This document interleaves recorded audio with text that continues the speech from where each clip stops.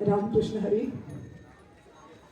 12 वाजत आलेत, पण खरंच एकही महिला किंवा पुरुष कुणीच इथं चुळबुळ केली नाही.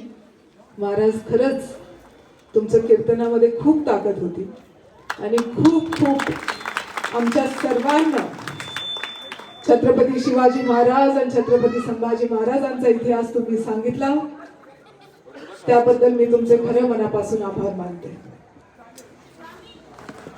आपण सर्वजण वारकरी संप्रदायाला मानतो. हा महाराष्ट्र जो आहे हा छत्रपती शिवाजी महाराजांच्या संस्काराने मोठा झालेला आहे.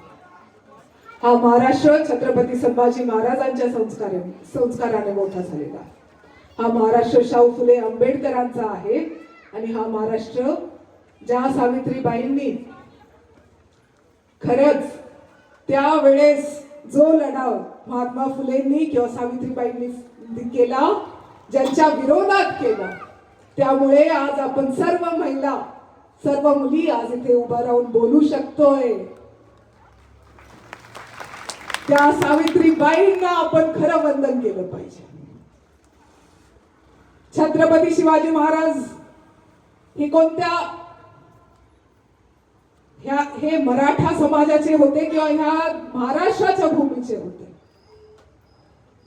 रयतेचे होते, सर्वसामान्य माणसांचे होते, 18 पगड जातींचे होते. हे शिवाजी महाराज, त्यांचा राज्याभिषेक होऊ देणार होते का काही लोक? नाही. तरी सुद्धा तो रयतेचा राजा बनला, तो आपल्या सर्वांचा राजा बनला. ज्या स्वराज्यासाठी ते लढले, ज्या स्वराज्यासाठी ते लढले, औरंगजेबाबरोबर ते लढले, त्यामुळे आज आपण सर्वजण आहोत. आणि त्या स्वराज्याचं रक्षक खरं त्या स्वराज्याचं, त्यांच्या वडिलांनी स्थापन केलेल्या स्वराज्याचं रक्षण करण्याचं काम, जिथे रयत अतिशय खुश होती, आनंदित होती, आपल्या शेतकऱ्यांना न्याय भेटत होता, महिलांना न्याय भेटत होता, ते स्वराज्य, त्याचं रक्षण आपल्या शंभूराजेने केलं. त्या स्वराज्यासाठी तुम्ही विचार करा. खरंच शंभूराजे, खूप लोक म्हणतात राजा का बेटा, भरपूर पोस्टर लागले ते संगमनेर शहरात, राजा का बेटा राजा नहीं बनेगा म्हणणारे भरपूर होते, पण तो राजा झाला, आपल्या मनातला राजा झाला. हे आपण कायम लक्षात ठेवलं पाहिजे. महाभारत घडलं ते कोणामध्ये घडलं? पांडवांमध्ये आणि कौरवांमध्ये. कौरव कोणत्या धर्माचे होते? सॉरी महाराज, आपले मतभेद होऊ शकतात पण मनभेद नाहीये. ते कोणत्या धर्माचे होते? त्यांच्याच धर्माचे होते, पण चुलत भाऊ होते, बरोबर आहे ना? पण त्यांच्याकडनं एक गुन्हा झाला होता. तो गुन्हा काय होता? द्रौपदीचं अपमान. भर सभेमध्ये द्रौपदीचा अपमान केला होता आणि त्याची शिक्षा सुदर्शन चक्र घेऊन श्रीकृष्णांनी ती शिक्षा त्या कौरवांना केली. सगळे 100 पुत्र ते होते पांडव. धर्म आणि अधर्म, द्रौपदीचा अपमान, महिलेचा अपमान, वस्त्रहरण भर सभेमध्ये, हा अधर्म आहे. आणि त्याच्या विरोधात लढलेले, धर्माच्या बाजूने लढलेले ते आपले श्रीकृष्ण आणि पांडव होते. मला सांगा, रामायण आपलं सगळ्यांना माहिती आहे. रामायण कोणामध्ये झालं? श्रीरामचंद्र आणि रावण. रावण कोण होता? जात धर्म नाही जायचा आपल्याला. तो जगातला सर्वात मोठा शिवभक्त होता, पण त्याच्याकडनं एक चूक झाली. ती काय होती? सीतेचं अपहरण. आणि त्याच्यामुळे त्याची पूर्ण लंका जळाली आणि 10 तोंड सुद्धा जळाले.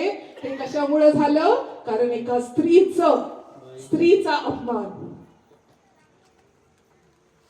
अरे स्त्रीचा अपमान झाला तर शिवाजी महाराज चौरंग आखायचे, बरोबर आहे की नाही?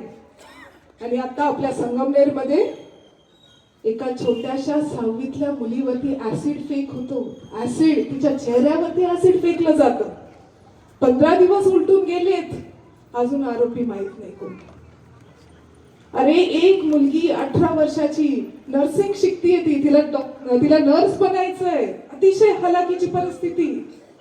एका मुलाला तिच्या समाजाच्या ती लग्न करायला नकार देते, तर तिला किती वेळा चाकूने तिला मारलंय. असं हे स्वराज्य आहे का? हे आहे का आपल्या छत्रपती शिवाजी महाराजांचं स्वराज्य, जिथे महिलेचा, मुलींचा अपमान रोज होतोय? मग तो कोणत्याही धर्माचा असो किंवा कोणत्याही जातीचा असो, गुन्हेगार तो गुन्हेगार असतो आणि त्याला कडक शिक्षा झाली पाहिजे. जेव्हा जेव्हा कोणत्याही मुलीचा किंवा महिलेचा अपमान झाला, त्या गुन्हेगाराला कडक शिक्षा झाली पाहिजे. हे धोरण आपलं आहे. मला तुम्हाला सगळ्यांना एवढंच सांगायचंय ना, महाराज आमच्याकडे असं चालू आहे की रोज खोट्या केसेस आणि रोज त्रास, पण आम्ही लढणारी आहोत. छत्रपती शिवाजी महाराज माझी जाऊनचे संस्कार आहेत आमच्यावरती, शंभूराजे, हरणारे नाही. आम्ही लढणार, किती त्रास झाला ना तरी सुद्धा लढणार. नाना आहे आमच्या बरोबर. आता तर एक लक्षात घ्या, मला माहितीये खूप वेळ झालाय, पण तुम्ही सगळ्या जणी भेटल्यात त्याच्यामुळे मला थोडस बोलावं असं वाटलं. आणि मी जेव्हा जेव्हा तुमच्या समोर उभी राहते, मी एक गोष्ट तुम्हाला नक्की सांगत असते. महाराज, मी जेव्हा महिलांच्या समोर उभी राहते, मी तशी डॉक्टर आहे. मी कॅन्सर तज्ञ आहे. टाटा हॉस्पिटल मुंबईमध्ये 6 वर्ष काम केलेलं आहे. ब्लड कॅन्सर माझं स्पेशलायझेशन आहे. जेव्हा जेव्हा महिलांच्या समोर उभी राहते, ती माझी डॉक्टर की जागृत होत जाते. जसं तुमच्यामध्ये शंभूराज येतात ना. तर माझ्या माता भगिनींना एवढं सांगायचंय, माऊली तुम्ही सगळ्यांची काळजी घेता, आई वडिलांची घेता, सासू सासऱ्यांची घेता, मुलाबाळांची घेता, आपल्या गाई वासरूंची घेता, पण तुम्ही स्वतःची काळजी घेत नाही. तुम्ही स्वतःची काळजी घेत चला. काय की आपल्या घरातली महिला जर स्वस्थ राहिली ना, तर आपलं घर मस्त राहील. बरोबर आहे की नाही? तर कुठे त्रास होत असेल ना, तर सांगत चला. आमच्या पुरुष मंडळींना मला एकच रिक्वेस्ट असते, तुम्ही त्यांचं ऐकत चला. तुझं तर रोजच आहे म्हणून टाळू नका. तिला काही त्रास होत असेल तर दाखवत चला. कधी वाटलं ना तुमची लेक म्हणून मी आहे इथे, आणि राहणे मळा काही शहराच्यात लगेचच लागलेलं आहे, त्याच्यामुळे तुम्ही कधीही मला सांगू शकता. कुठे गाठ असेल, बगलामध्ये, स्तनामध्ये, पोटामध्ये, मांडीमध्ये, ब्लाऊज ढिल्ले व्हायला लागले असतील, रक्त कमी व्हायला लागलं असेल, आपल्या मुलीत सुद्धा. खरंच आपल्या आपण मुलाकडे खरं खूप लक्ष देतो, कारण त्याचं शिक्षण झालं पाहिजे, त्याला नोकरी भेटली पाहिजे, त्याला छोकरी भेटली पाहिजे, सगळं आपण बघतो. पण मुलींकडे आपण लक्ष देत नाही, किंवा देता सुद्धा. मी नाही म्हणणार तुम्ही लक्ष देत नाही, तुम्ही खरंच म्हणजे संस्कारी मुली करताय. पण आरोग्य सुद्धा तुम्ही आई म्हणून आणि आपल्या मुलीचं आणि आपल्या सासू किंवा आईचं सगळ्यांचं आरोग्य आपण सांभाळलं पाहिजे. कधी काही त्रास होत असेल तर सांगितलं पाहिजे. कुणी नाही ऐकलं तर तुमची लेक आहेच तुमच्यासाठी, एवढं लक्षात ठेवा. स्वस्थ रहा, मस्त रहा, जबरदस्त रहा, अशा शुभेच्छा देते. आपल्या सर्वांचे मार्गदर्शन माननीय नामदार बाळासाहेब थोरात साहेबांच्या वतीनं आपल्या सर्वांना उद्या हनुमान जयंतीच्या खूप साऱ्या शुभेच्छा देते. थांबते. रामकृष्ण. धन्यवाद ताई.